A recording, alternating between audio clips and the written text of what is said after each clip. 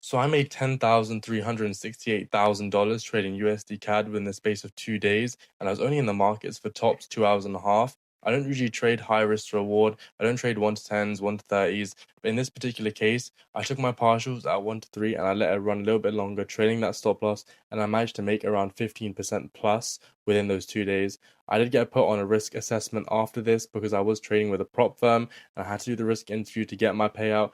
That payout did land eventually after a very long time.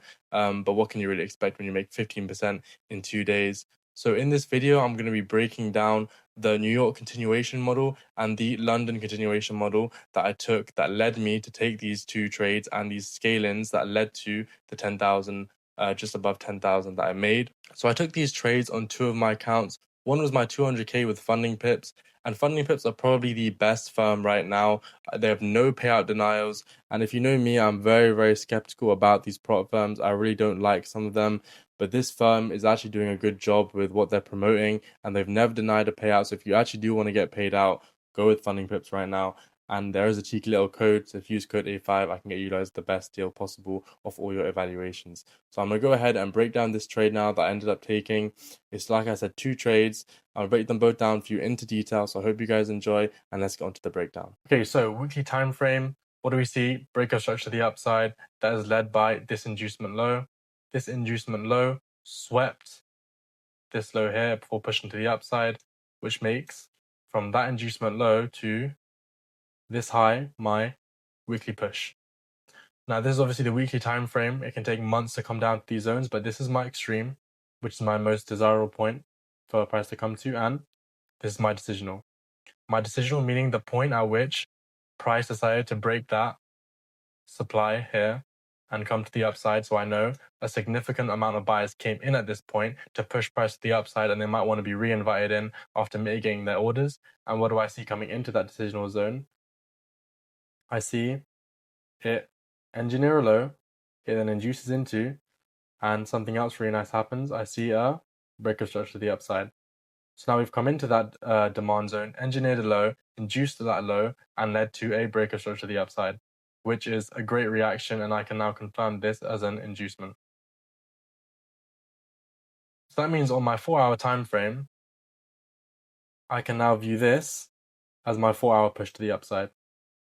Why? Because I can see that we induced this low here, and we've now created that push to the upside. So now I'm looking again, same thing as the weekly. I'm looking at my extreme zone, which is down here, and I'm looking at my decisional zone, which you can see here would probably be over here, and we had a little reaction to it, but we failed and we came lower, which means we probably didn't have enough liquidity at the decisional point to fuel the market higher, so we've come lower to get that liquidity.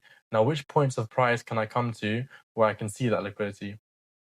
I can see this really nice low here that we've just induced into. That could be a really nice point of liquidity. Now, if I come to something like the daily time frame, how do we react to that point of liquidity?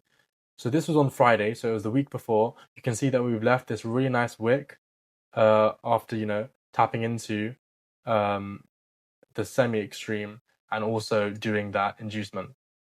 So there's our little wick. Now, did we come into a POI is what I want to see. And we haven't actually come into the POI that I want price to come into, because this here looks really nice. Why? Because let's actually dig into why this POI looks so nice. So if I'm a seller looking at price action here, I'm not going to see this as my inducement. I'm going to see that as my breaker structure, and I'm going to see this as my build-up of liquidity, and this is my inducement. And because you've got the context all wrong, right, this point over here is going to be a really, really nice point to be selling from. So I know so many sellers are going to be getting in here. So what does price do? It comes into that supply zone, consumes a bit of that supply zone, gives a little bit of a reaction, and what do we see? Straight intent, absolutely smoked all those buyers. So I know that a significant amount of buyers came at this point. How do I know that? Because of the imbalance. That imbalance shows me that we had big money coming in there. So I'm looking at this POI, I'm thinking, okay, cool, this is a validated POI that price might want to come down, mitigate into. And I can see that we've also left this weekly low to induce into that POI. So now I've got a POI with an inducement that I would love to see price come to. But I also have to remember, price is not always going to want to come to those POIs and fill in that imbalance. Price might just go, You always have to be wary of that. That doesn't mean FOMO into positions. It just means make sure that you understand that price doesn't always have to fulfill what you expect it to. So really try to adapt to the market and don't just, predict. So what do I see? I see a little bit of a follow through coming from that inducement. I see this breakout structure to the upside. I'm like, okay, cool. We might actually want to go from here. So the only way I would be buying from here is if I see an inducement. This is my current 15-minute push to the upside. I can see we broke straight to the upside. We've now pushed. If I play Asia a little bit, we're now starting to create that leg. And I'm thinking, okay, if I want to buy somewhere, I want to see, you see, we broke, tested. I see this really nice break test inducement here, which is also in that discount area. This is my push, right? I don't want to be buying all the way up here. I want to be buying in these discount areas because buyers want a better price, right? So if I am going to buy, I'm definitely not going to be buying up here. I want to be buying down here. And what else do I see if I drop a bit lower? I see all of this liquidity here as well. Now, obviously, I'm also remembering in the back of my mind, right? We have this weekly low here into this POI that we might want to come to as well. So if I can see a reaction from here, then I'll be happy to buy. But if I can maybe position myself into a sell over here, right? Sell into my buy, then if my buy doesn't even play out, I can even hold that sell into that weekly zone. That would be a great position to get into, right? So that's what I'm sort of thinking in my mind. But I don't just want to sell for no reason. I actually want to see real sellers control and go from there. And even if we look at price action coming into the day, right, what are we doing? We're building liquidity and we're inducing that liquidity. And what else are we doing? We're following through. There's our build up, inducement, into mitigation. That's the whole thing. And we're breaking structure to the downside. So I'm now very interested in potentially selling. I played price a little bit more. During London session, there was maybe a potential entry here, but I think the stop loss would have been too big and it didn't look great. So I'm waiting for my New York session. And what do I see? I see a very, very, very nice build up here of liquidity, which means what? I'm pretty certain that there's going to be sellers getting in over here, trying to sell to the downside. And what's going to happen to them?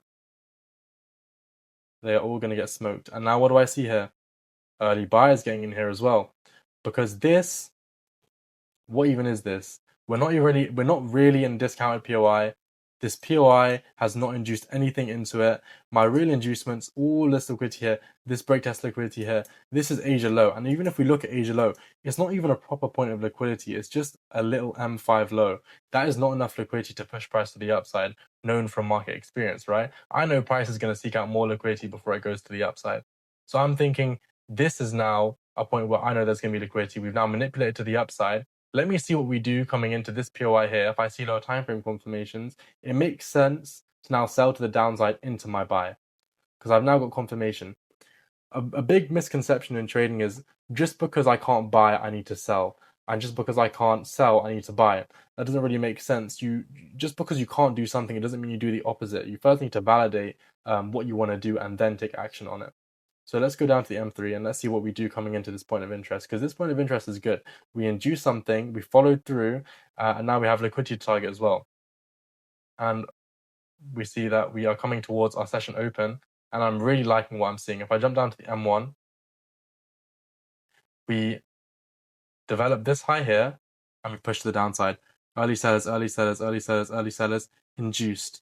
Great reaction. Exactly what you want to be seeing coming into a POI. So we've swept liquidity into our POI. There's our liquidity. We've induced it. And we now also see the follow through with this little break of structure to the downside here. So now I may be interested in a sell, but I want to wait for my key time window. Now, why do I have a key time window? My key time window is from 8 a.m. to 9 a.m. and from 2 p.m. to 3 p.m. This is the market opens of London session and New York session. And the reason why we have these sessions is, first of all, they're kill zones where manipulation takes place, which is super important. If you can then understand the context and position yourself correctly for that manipulation, you can get into some really good positions and price is very volatile. But also, the ability to only trade 2 hours a day and make money, that is the skill of trading. That's what you're getting. You don't want to be sitting on the charts all day just trading price action. That's not what trading is about. You don't want to, be forced into positions, always looking for things. Just trade your key time windows and hop off the charts. That's the beauty of the skill. So coming into my 2 o'clock session, I want to see some kind of manipulation, right? Maybe a little bit more. I've already had my manipulations. I'll be happy to get in, but my ideal low time frame confirmation is I see that break of structure and I love to enter on the inducement. So what do I see? I see break, test, push down. And look at this. This is just before New York Open. So what have I done? We've developed this high, and think about all the sellers that are going to see this break of structure to the downside. Now they're thinking sell, sell, sell, sell, sell. And what's New York session going to do? It's going to manipulate all of them out. And I'm anticipating this, and I'm thinking, okay, cool. Let me position myself right above that inducement, cover that protected high, because what this built up liquidity, induced, broke structure, that's a protected high for me, and I'll now target my 1 to 3. So I'm waiting. I'm hoping for a good reaction. We come in quickly, which is always a good sign. A little bit of a bad reaction at first, but we then end up following through. And this is why I ended up loading up on another position. So this is where my stop loss was. Obviously, coming into this, I'm just going to label this as SL. And what do? Let's actually go to M1 for this. This demand point here is a smart money trap.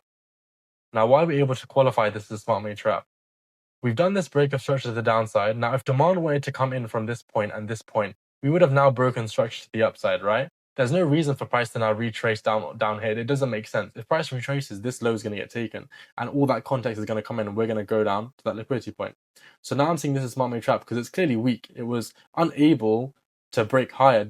Demand was not strong enough. Buyers did not come in. So now I want to see it invite in those buyers, invite in buyers that have got the market completely wrong. Because look, buyers are going to see, early buyers are getting in at this point here, and what they're going to see here, break of structure. So the market's going to manipulate them. It's going to give them a little reaction and then take them out. And I'm going to look in to get in off of that reaction. So look at this engulfing candle price prints here. How many buyers are going to see that and have the wrong context and start buying? This candle here, let me get rid of this so you can see this candle. Let's get rid of this smart money trap. This candle right here. This candle is very telling. So many buyers are getting in. And then look at this candle as well. Followed by this candle, this little reaction. You see this wick, so many more buyers getting in. Followed by the indecision candle. And then my preferred candle, when you understand the context, boom, engulfing candle. Now look at the way this candle printed. Absolutely almost no wick. We've had all of that context put together. I'm selling. So now I'm in 2 positions. I'm in one there, and I'm in one here. Stops at the high. So what I did is I moved my stop loss to break even on this position. So my stop loss came all the way under here, which was almost at break even, and then I was only able to risk about 0.7% on my scale in as well. So now my exposure in the market is basically just under 1% because obviously I've got reduced risk here and then a full 0.7% here. And so I'm looking to make about 5% when it comes down to this low, which is my first point of liquidity. So let's see what price does after I've entered that position. Price absolutely melts the downside. So now I've got to think, how do I want to manage this position? I'm in 2 positions. I was in heavy drawdown at this point. At this point in the market, I was on my account, I was about 8.5% down. So this is probably one of my last trades on the account. So I wanted to make sure it was a good one. This for me probably would be an A to A star setup with all the context, all the low time frame confirmation, and everything considered. So I thought to myself, okay, I don't want to hold these positions really, really low and then just find out that they both hit break even. I actually do want to take something off the table. I think that would be sensible. So I ended up taking out this position and I left this position on. And I wanted to see it come down to this low and see how it reacted. Like I said before, we have to remember all this liquidity here and this weekly low here. If we could get the sell all the way down here, that would be amazing, but I'm not going to get too big for my boots. I want to see how it reacts first from this liquidity point because it definitely could react from here and go higher. So I go down to M1 and let's see how it reacts. Okay, we've induced the liquidity and we're getting some kind of reaction. Is there a follow through to the reaction? And I'm like, okay, cool. We now see low, high, low, high, low. If this price action gets induced at that low and we make a higher high, I'll probably look to close out my sell. So I'm playing price action. And we go straight through it. So what do? I start trading my stop loss now because if price comes up higher, I'm not really interested in the sell anymore. I have to remember my psychology as well. Who am I as a person? What's my personality? And I can't take these, these up and down of price. It's very psychologically draining for me, mentally draining. I can't get on with my day knowing that I'm in these positions and I have money on the table. You just have to adapt to the trader that you are. I'm not a high risk reward trader. I usually take my full TP at 1 to 3. So I was like, I'm gonna trail my stop loss and see what happens. So then my new TP was all the way down here, and I wanted to see, do we react from all the way down here after we swept all that liquidity? Because clearly price didn't have the liquidity from here. So let's see what it does. We come down. Okay, and then we have this little reaction here. And we can see price is going to the downside, but it's also inducing as we go down as well, taking out those sellers as we go down, using them as fuel. So this stop loss here, if it lets me use it, now gets trailed down here. And you can see I'm trading my stop loss just to make sure, I don't lose out on all my profits. And my new target becomes that low for a 1 to 11, which has about 0.7% exposure in the market. And it hits. This is a huge risk reward trade. I don't usually take this much. And usually if I do, it would be a partial. I take 0.5% off there. And then, I'd leave the partial and let it run. But even if we look at the time that this trade took, I entered it at 220 and I got out at, I'm not even there, it was here, 4:30. So that position was taken and I hit TP in the space of an hour. So a 1 to 11 in the space of an hour, that's a crazy stat. And this trade was in, this account was in 8.5% drawdown. And this trade got me out of that to about a 1% payout on the account. And this was a 70K account, I believe. And so that was about a $700 payout that I got on the day. And coming into the next day, I requested the payout and I was now back at break even. So this position I took, obviously I was very happy to finally make it out of drawdown. I was pretty ready to say goodbye to the account. This account had been drawdown, heavy drawdown before, and I made it out, but I did it again and I was like, okay, cool.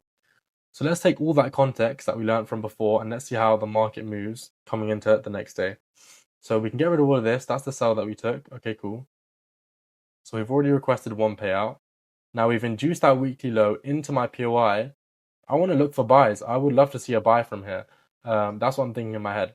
So can we see some kind of confirmation of buyer's control? And first thing I notice is that we have this low of previous day down here that we can come and induce into, which would be really nice. And then, push to the upside. But coming into the session, if I play Asia a bit longer, I see buyer's control. I see low being set, inducement. Right there. And then again, if we look at price action, these lows being set in here, inducement. And then again, I see lows being set and inducement. So I don't really see sellers coming in to, induce that low. And even if I look at this POI here, this for me might be a smart money trap. Why? Because first of all, we've mitigated it during Asia. We have no significant inducement into it. Like, look, this is not going to be enough liquidity to push price to the upside. And how many times have we tapped into this POI and not seen a reaction to the downside? First time we tapped in was over here. Second time here. 3, 4, 5, 6, 7, 8, 9. Now the 10th time we've tapped in, still zero reaction coming from this POI, and we have no significant liquidity into the POI. If there's any liquidity, it's going to be above here, tapping into maybe one of these decisional zones up here. So for me, I'm not really seeing sellers come in at all here. And like I said, we now come into desirable POI. I'm going to be looking to buy coming into London session if I can see something. So dropping down, I'm looking at London Open. What am I going to get? I want to position myself into a really nice buy setup. Clear support and resistance traders are going to be getting in at that Asia high. That's clear resistance for them. So can I validate some kind of POI? This came in, mitigated this little demand here. And this demand also, you can see it broke this structure here. This is also a smart money trap, Asia high, failed to make a low. Not significant at all. So we can grab this here to show you guys. Clearly, supply was not strong enough. We induced and came higher. So this again is another reason why this is smart money trap. You can see we're stacking confluences here, right? Failed to create a low. Clearly weak. And this is how you identify and qualify your point of interest. You give reasons. Why is this? Why is that? And then you're able to build a context. So let's see how price now comes into this POI that we validated. I want to obviously see a nice slow retracement. Why? Because a slow retrace invites in sellers and it gives something to target on the way to the upside. And what we're already seeing, we're seeing that really nice slow retracement. Look at all of that liquidity that price is building coming into my POI of interest. Coming into it. Really, really nice. 1, 2, 3, 4 taps on my trend line. Trend line liquidity being built. And what else do I see? I see my break to the upside. Right there. And now I'm seeing this here as my break test liquidity in here as well. So much liquidity being induced. And if you know London and you've been trading London for a while, you understand how it manipulates. How does it work? And usually, the same way that New York did in the previous trade, it manipulates out early buyers or early sellers before going and producing the move. So I see this low being made here, right? And this low was made at 49 past, right? So when 8 a.m. hits, I'm thinking this is going to get induced. I already know any buyers that are getting in here, they're going to get smoked. So I'm thinking, okay, cool. I can get a really nice entry on the inducement. Again, like I said, love entering on that inducement. I can target a 1 to 3. And entering on the inducement is so powerful because it allows you to go break even, and you can possibly be wrong and still manage to hit break even or still manage to hit TP, which is an insane concept when you think about it, the ability to be wrong and still make money. So playing price. Price shoots down. That manipulation is crazy. Price knows where it wants to go. And again, I see a straight reaction. Cool. Breaker structure to the upside. Great reaction coming into the POI. I now move my stop loss just a little bit, just over here. SL. So cool, great reaction coming into it. And now I'm thinking, okay, if we can get some kind of reaction from here, I'm seeing this as my smart money trap. This is now somewhere where sellers are going to be getting in. Sellers who have the wrong context are going to see this as a valid POI and see all that sell off from yesterday and thinking, okay, let's sell, sell, sell. This then becomes their, oh yeah, build up of liquidity into this POI, go to the downside. This then becomes their build up to then target. They've got their context all wrong, and because of that, we can then, capitalize on their reaction. So I'm waiting to see how does price now react from this potential smart money trap. Okay, cool. We've come lower. That's what we want to see. Now, what does price do here? We're building these lows to induce into. Early buyers getting in, induced. Now, let me see the reaction. I like my engulfing candles on M3 because, again, M1 is very fractal when it comes to these engulfing candles. Boom. Beautiful, beautiful reaction. This here is my smart money trap within a smart money trap, a bit advanced, so I won't go into it.